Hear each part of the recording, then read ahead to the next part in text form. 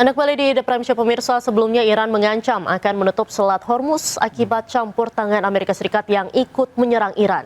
Penutupan jalur distribusi minyak dunia ini diduga akan berdampak pada harga minyak dunia.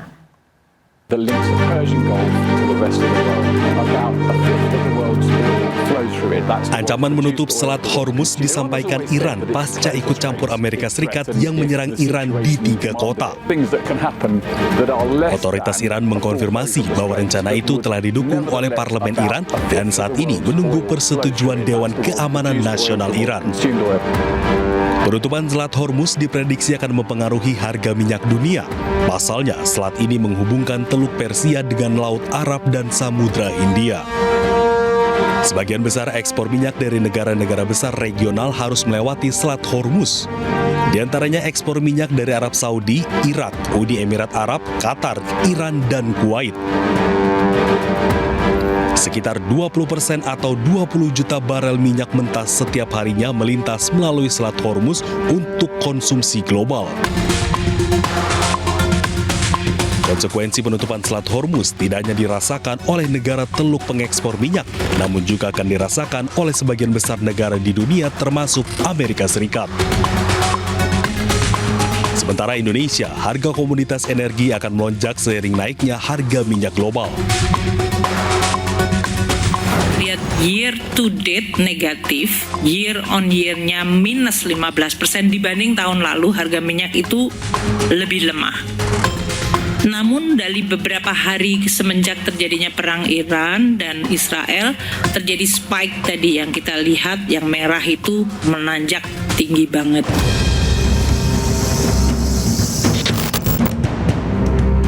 Sebelumnya, viral di media sosial pernyataan Presiden Prabowo yang meramalkan perang yang terjadi di Timur Tengah.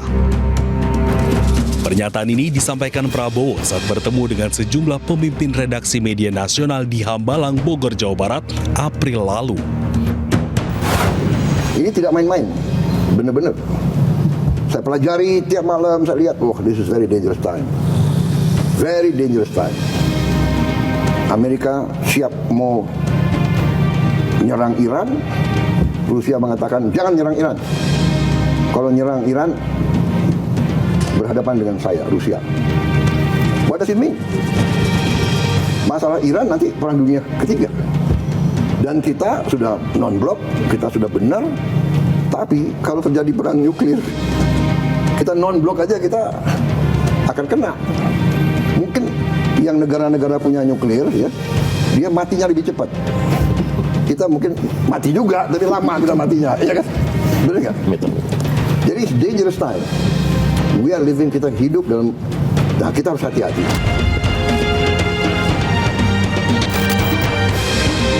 Presiden Prabowo juga telah siapkan langkah strategis untuk memitigasi dampak kondisi global.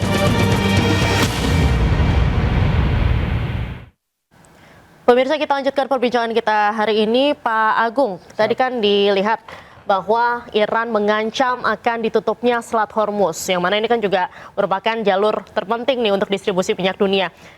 Kalau kita melihat saat ini kan sudah gencatan senjata, apakah masih ada kemungkinan Iran akan menutup Selat Hormuz atau seperti apa? Dari informasi yang kita dapat terakhir kelihatannya tidak, karena justru nanti rekan-rekan dari Iran seperti Cina akan berdampak lebih besar, kemudian negara lain akan dirugikan, dan juga keuntungannya apa? Karena pada akhirnya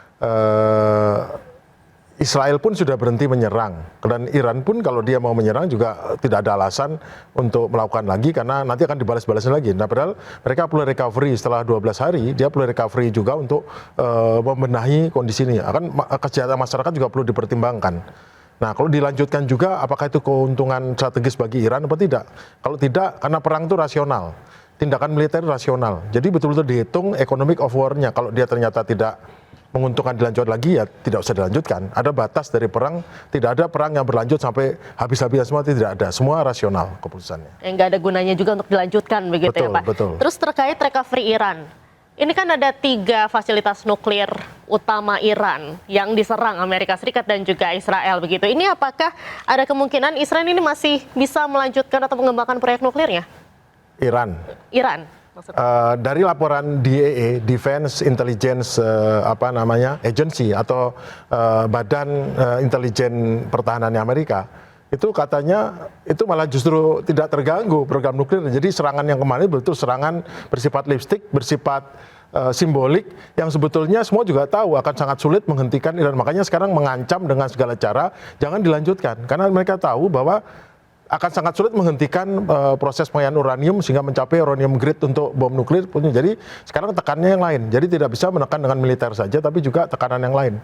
Dan praktis dari laporan itu menihilkan laporan bahwa berhasil menghancurkan reaktor nuklir. Jadi menghancurkan permukaan ya, tapi sesungguhnya pengayaan uranium sama sekali tidak terganggu. Itu laporannya. Baik, nah Iran berita terbaru ini kan bersumpah akan melanjutkan proyek nuklir yang sudah dihancurkan oleh Amerika Serikat. Nah, poin melanjutkan ini seperti apa sebetulnya? Apakah si pengayaan uranium ini memang sebetulnya dari jauh-jauh hari sudah dipindahkan atau bagaimana nih Pak? Proyek pengayaan uranium ini adalah untuk kepentingan damai dan itu Iran punya hak sepenuhnya.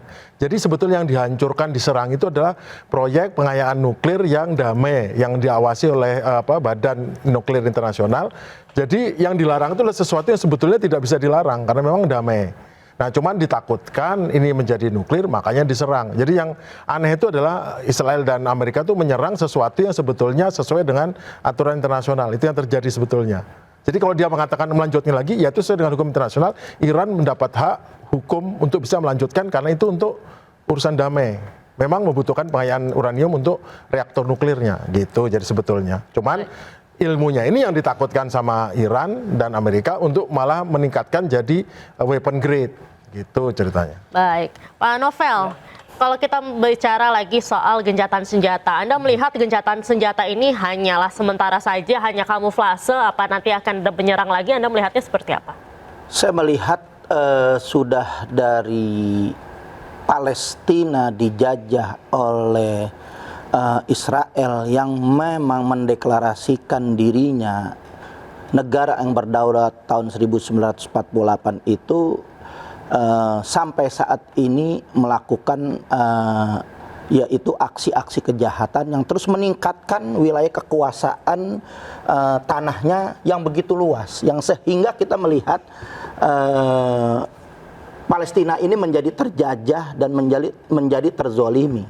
Nah, serangan-serangan yang nggak pernah berhenti dilakukan Israel yang sangat zolim mengarah kepada genosida ini tentunya akan membangkitkan kemarahan publik, khususnya tingkat internasional. Nah, PBB harus turun, PBB harus bersikap, PBB harus memberikan sanksi kepada Amerika juga, kepada Israel karena melanggar perjanjian. Jadi di PBB pasal 51 piagam PBB itu bahwa serangan yang dilakukan oleh baik Amerika maupun Israel itu adalah kejahatan, melanggar daripada piagam PBB. Dan piagam PBB tentang pasal 51 piagam PBB itu masalah self defense, itu melakukan wajib mereka, hak mereka untuk melakukan perlawanan, baik secara individu maupun global maupun secara lokal. Mereka harus melakukan perlawanan dan ini sah didukung oleh PBB. Baik Palestina melakukan perlawanan yang sudah berpuluh-puluh tahun, begitu juga Iran yang sah melakukan perlawanan. Artinya yang melanggar PBB harus memberikan sanksi. Kalau PBB berani, karena PBB ini sering Amerika melanggar perjanjian PBB, Israel melanggar perjanjian PBB, PBB nggak ada punya taring sampai saat ini. Kita berharap PBB ini sudah mendapat dukungan, bahkan Netanyahu dinyatakan PBB sudah menjadi penjahat perang. Tangkap dong musuhnya Netanyahu, karena ini berdampak yang sangat luar biasa. Nah, kita melihat apa yang tadi disampaikan Bapak Rabi Yaakov ini, itu memang agama dimanapun saya meyakinkan untuk yang namanya cinta kepada kedamaian. Jangan pernah kita untuk melakukan segala tindakan-tindakan yang betul-betul menyengsarakan rakyat, menyengsarakan masyarakat. Karena dalam Islam diajarkan oleh Nabi Muhammad SAW, janganlah kamu cita-cita punya musuh, janganlah kamu bermimpi, bahkan berangan-angan punya musuh pun jangan. Namun Islam mengajarkan nggak bisa. kita untuk diinjak terus-terusan, semut aja diinjak pasti menggigit. Nah, Baik. Rasulullah SAW menyampaikan Baik, ketika kita sudah dapat poin. iya, ketika sudah diperangin, maka kita wajib untuk melawan. Jadi Baik. sesuai arahan PBB, kemudian Baik. daripada pembukaan Undang-Undang Dasar bahwa penjajahan harus dihapuskan Baik. dari muka bumi ini, harus dihapuskan. Baik, kita akan melanjutkan ke Prof. Hikmahanto. Prof. Hikmahanto, kalau kita lihat peran Qatar ini kan sangat menarik. Mereka membantu menengahi gencatan senjata, tapi diinformasikan ini terlibat diam-diam dengan sekutu Israel di Amerika Serikat dan juga menengahi gencatan senjata. Tapi kita akan jawab usai jeda, Prof. Hik. The Prime Show masih akan kembali usai jeda, tetaplah bersama kami pemirsa.